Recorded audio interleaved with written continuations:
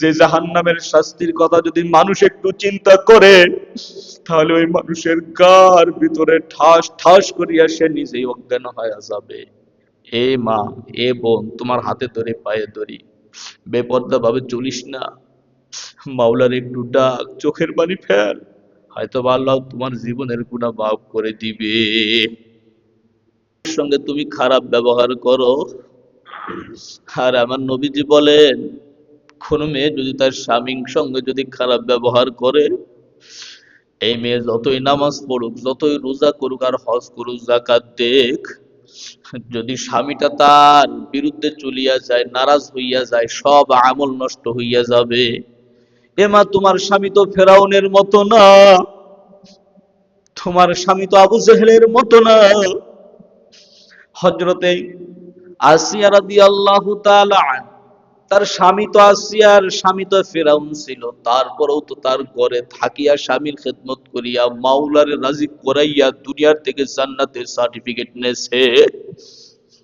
সুমাইয়ার স্বামী তো ছিল আবু জেহেল, সুমাইয়ার তো কম কষ্ট দেয় নয়, তারপরেও তো স্বামীর হক আদায় করছে, মাওলারে ডাকছে, মাওলারে ডাকিয়া দুনিয়ার থেকে জান্নাতের সার্টিফিকেট নিয়ে গেছে।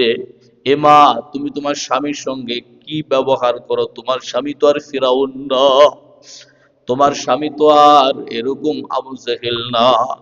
এরে মা, তোমাকে আমি বলি, যতই ইবাদত করার, যতই নামাজ পড়ো, যদি বেপরদা হয়া করো, যদি বেনামাজি হইয়া করো, স্বামীর খেদমত যদি তুমি না করো, অন্ধকার কবর বড় কঠিন হয়ে যাবে, বড় কঠিন হবে।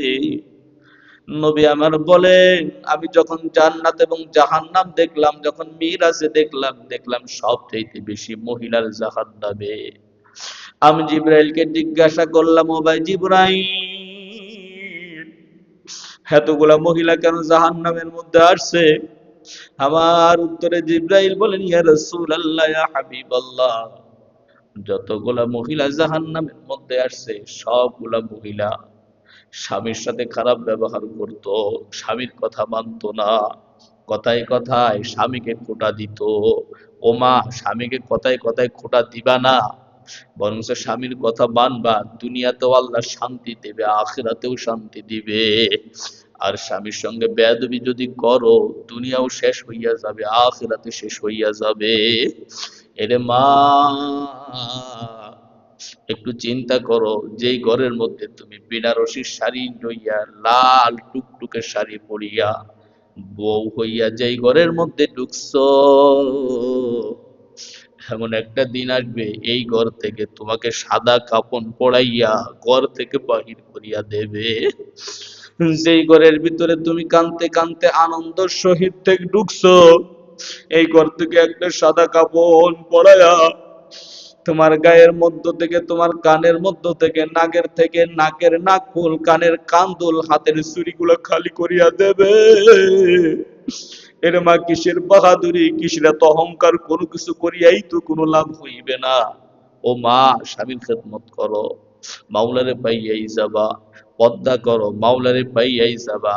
ফাহিশা কথা বলবা না, ফাহিশা কাজ করবা না। আল্লাহর হাবিব বলেন, আল মারআতু ইদা সাল্লাত খামসাহা ওয়া সামাত শাহরাহা, একটা মেয়ে যদি চারটা কাজ করে, আল্লাহ রাব্বুল আলামিন তাকে জান্নাত দিয়া দেবেন, তাও জান্নাতের 8টা দরজা তার জন্য খুলিয়া দেবেন।